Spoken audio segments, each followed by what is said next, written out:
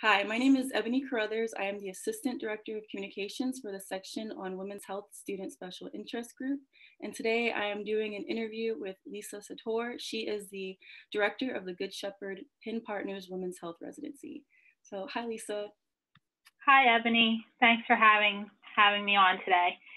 Thank you for participating. So let's begin with the first question, which is, can you tell us a little bit about the basic logistics of the course, such as when it starts, how long it is, and when applications are due?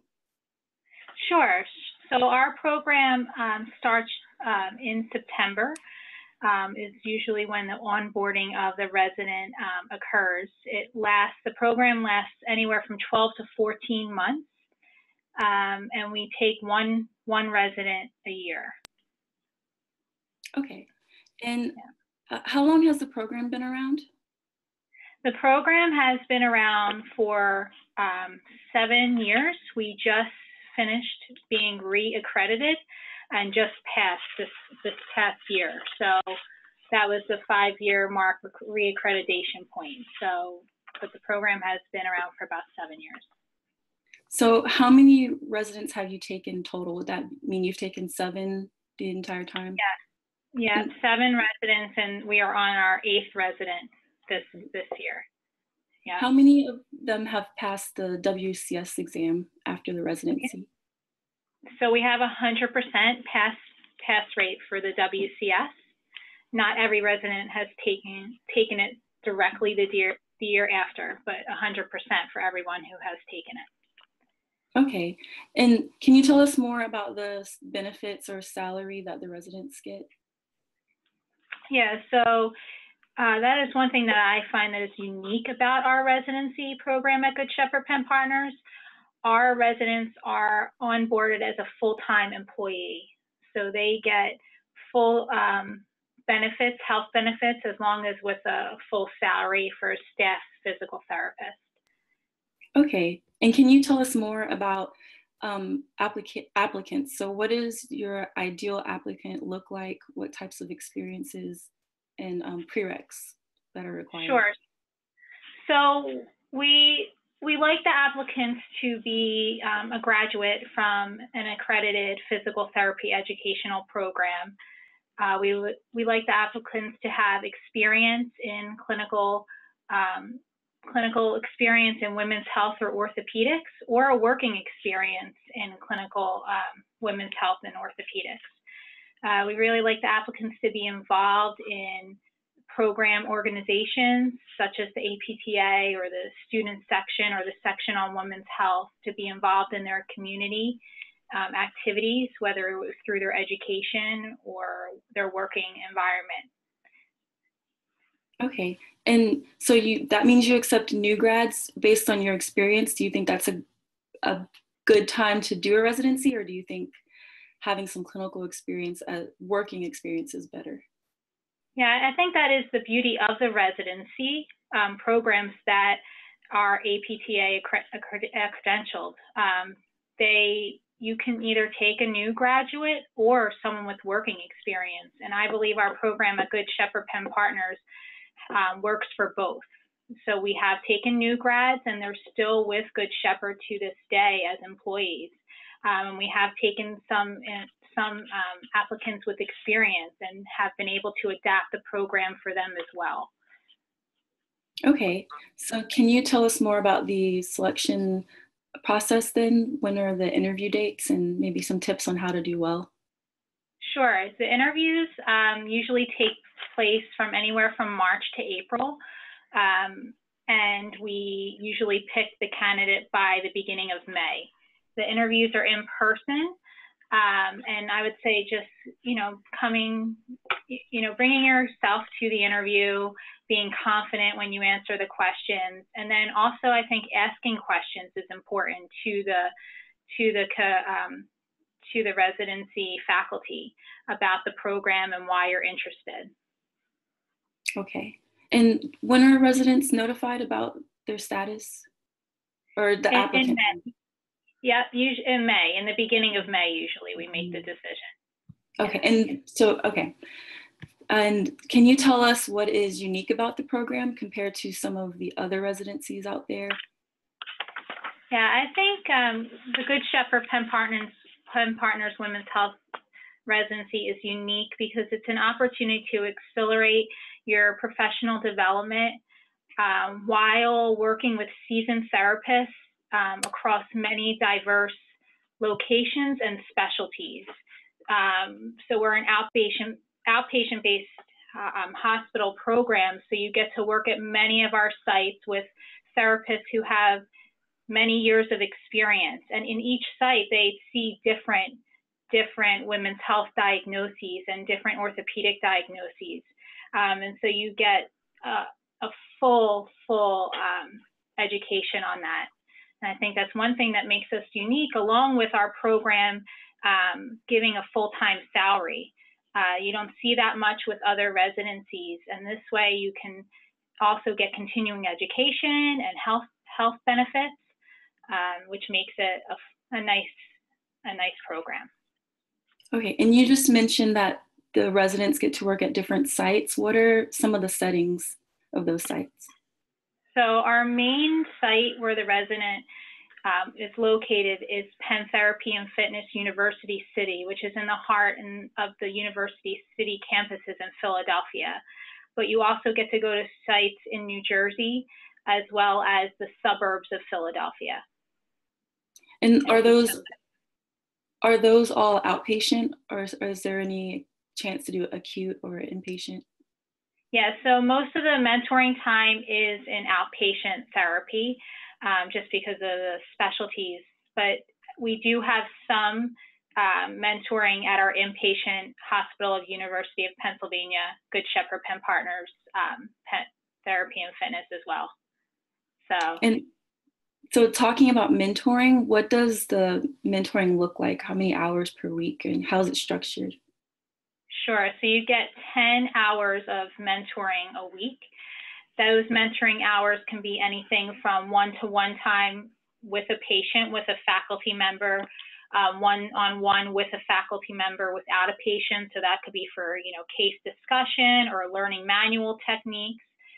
Didactic content is included in the 10 hours. Observation with doctors, observation at other spine rounds or women's health rounds that are going on.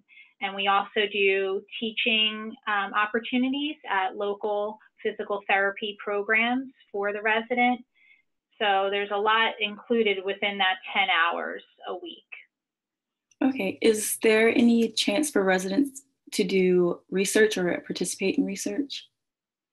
Sure. So we always, at Good Shepherd Penn Partners, there is always research going on in all aspects.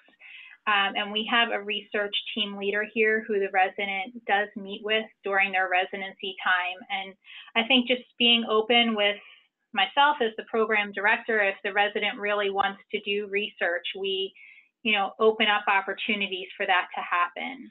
But there are always like studies going on and groups looking for people to be involved. So it's always an open opportunity. Okay, and so do the women's health residents get to work with residents from other residencies?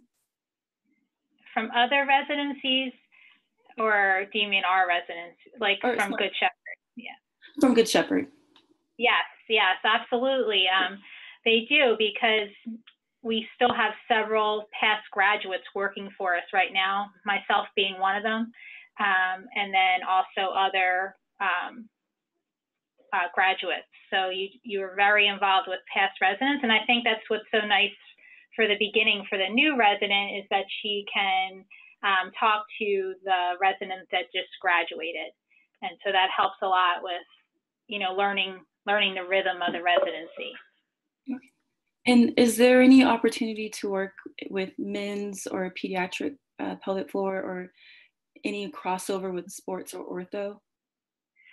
Yes, we have the Good Shepherd Women's Health Program. The curriculum is based off of the description of specialty practice for the women's health section. So we do cover men's health as well as female athlete triad and big orthopedic module. And so they're all covered within the curriculum. And then when you observe with doctors, we have other orthopedic and doctors that specialize in athletes as well that you do shadow and observe. Okay, and can you tell us more about the curriculum? How many hours a week are dedicated to classes versus working in the clinic?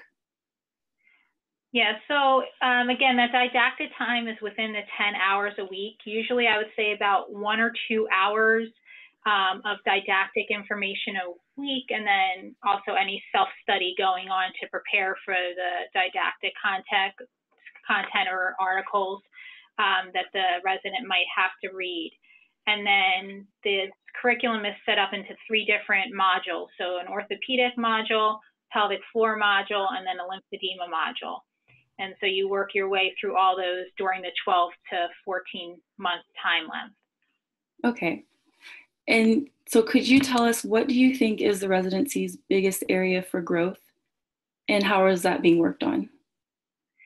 So I think the biggest area for growth that we're looking to work on the next couple of years is standardizing our mentoring for the faculty. We are so diverse and we have so many great clinicians here. So we're really looking to standardize how we mentor the resident and what kind of newer things, skills can we bring to the team, so that it can be consistent for each and every resident, for all the faculty members as well. So, and we are working on that we meet.